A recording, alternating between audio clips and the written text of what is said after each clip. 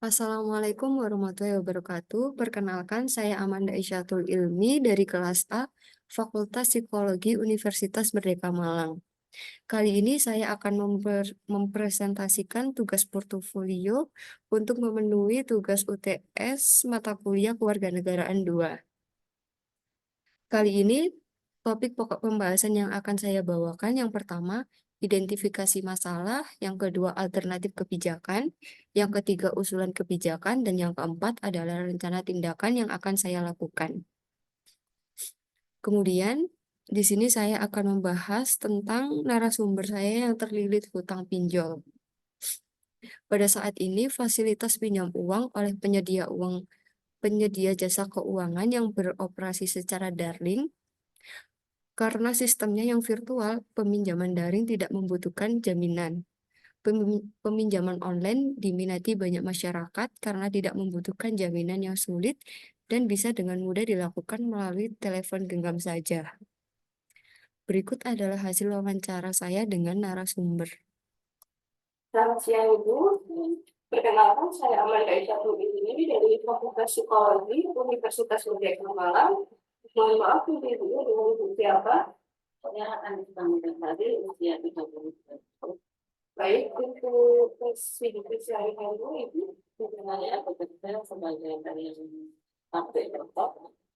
Baik, itu izinkan saya untuk mengajukan beberapa pertanyaan yang bisa dijawab oleh Ibunya. Ya, bisa. Yang pertama, dari mana Ibu memperoleh informasi tentang pinjol ini? Saya mampu memulai aplikasi pinjam ini dari teman saya dan dari jaringan PHP, dan akhirnya saya menemukan aplikasi PHP, yaitu salah satunya kredit.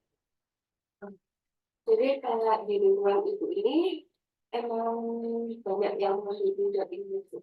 Ya, banyak Pak, lagi ngetrend, terus pengambilannya caranya juga mudah. Ya. Untuk syarat pengambilan kayak uang bisa cair itu apa aja Bu? Dan butuh KTP, sama ATM, sama foto selfie. Selama pengambilan pinjam ini apakah itu ada kesulitan untuk pembayaran, pencicilan gitu ya? Dengan besar, dan semakin kalau saya pernah keluar, semakin dekat. Untuk bunganya itu berapa ya kira-kira? Sampai 30%. Cukup besar ya Bu. Kalau tidak membayar secara rutin, apakah perlu ada ancaman atau intimidasi dari pihak pinjamnya itu? Karena kalau benar-benar benar-benar berjalan, terus ada itikat dulu setelah sampai 1-2 bulan, kita tanya sebelumnya dekorator, dan semacam itu, tapi telepon Jadi itu harus ya sampai kita bisa membayar. tapi kalau kita misal ambil di satu aplikasi, terus apakah kita bisa ambil di satu aplikasi yang lain? Bisa, saya sampai linknya semua. Berarti tidak ada sedikit banyak. Jadi semakin sering kita ngambil, semakin banyak limit yang diberikan. Limitnya juga semakin besar. Sekarang ini supaya apa yang udah ambil untuk besar, sering kita pilih. Dengan itu dengan cara saya merantau kerja dengan siapa, karena itu ini soalnya kalau saya mau bekerja dan yang tidak dokter mbak kajiannya dari saya harus jelasin. Baik Ibu, terima kasih. Selanjutnya, identifikasi masalah dari narasumber saya. Penyebab utama terlilit hutang pinjol adalah karena keterbatasan ekonomi pada narasumber dan maraknya pinjol di lingkungan sekitar menjadikan pinjol hal yang lumrah di kalangan masyarakat, serta mudahnya syarat pencairan dana, karena untuk pencairan dana itu hanya memerlukan KTP, foto selfie, dan ATM yang akan dialirkan dana dari aplikasi pinjolnya. Kemudian kurang sadarnya akan tingginya suku bunga pada aplikasi pinjol. Karena rata-rata pada aplikasi pinjol memiliki bunga 10-30% dan itu sangat memberatkan bagi narasumber untuk membayar angsurannya. Sehingga terkena denda yang terus bertambah jika tidak membayar cicilannya. Narasumber kurang mempertimbangkan suku bunga dan resiko lainnya ketika pengambilan pinjaman yang menjadikan narasumber terlilit pinjol di luar kemampuan finansialnya untuk mencicil pinjaman, serta melibatkan orang-orang terdekat untuk ikut menanggung akibat dari pinjol ini. Karena setelah saya tanyakan, teror dari debt collector tidak hanya kepada peminjam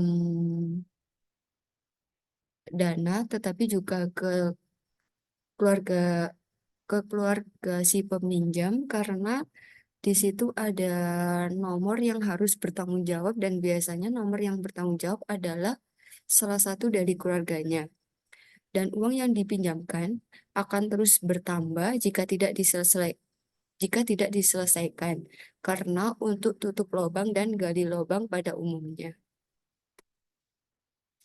Kemudian alternatif kebijakan dari pemerintah bersama Otoritas Jasa Keuangan atau OJK melakukan pembinaan terhadap pinjol yang sudah terdaftar agar memberikan pelayanan yang lebih baik serta pembatasan suku bunga yang diberikan oleh pinjol kepada konsumen. Kemudian dari individu yang melakukan peminjaman, melakukan usaha lebih keras untuk menambah pemasukan, yaitu seperti narasumber saya yang tadi, melakukan bekerja keluar Jawa untuk membayar hutang-hutangnya, karena jika hanya bekerja di sini, itu gajinya kurang mencukupi untuk membayar bunga yang begitu besar. Kemudian usulan kebijakannya, memberi layanan pinjaman tanpa bunga, karena di sini yang memberatkan bagi konsumen adalah bunga, karena bunga yang didapatkan 10-30% dan itu cukup besar untuk masyarakat. Dan yang kedua, bantuan kontrol dari pihak terdekat seperti keluarga, teman dekat, karena peran orang terdekat sangat penting untuk orang-orang yang mengalami keterpurukan seperti ini. Kemudian yang terakhir, edukasi untuk masyarakat yang sudah terjerat pinjol maupun belum.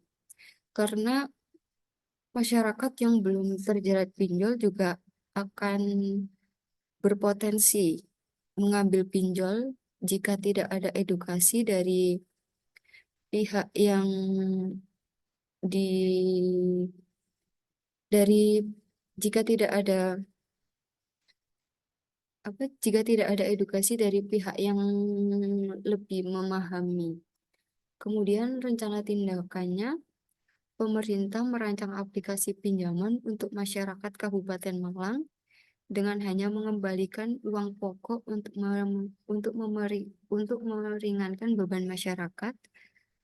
Dan yang kedua, keluarga dan teman dekat berperan penting untuk mengontrol dan mengingatkan pembatasan pengambilan pinjaman. Karena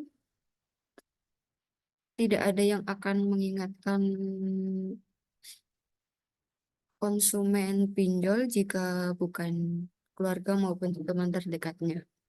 Kemudian yang terakhir, program edukasi bagi setiap kelurahan untuk seluruh warganya agar memahami akan bahaya pinjol dan pentingnya mengelola keuangan dengan bijak.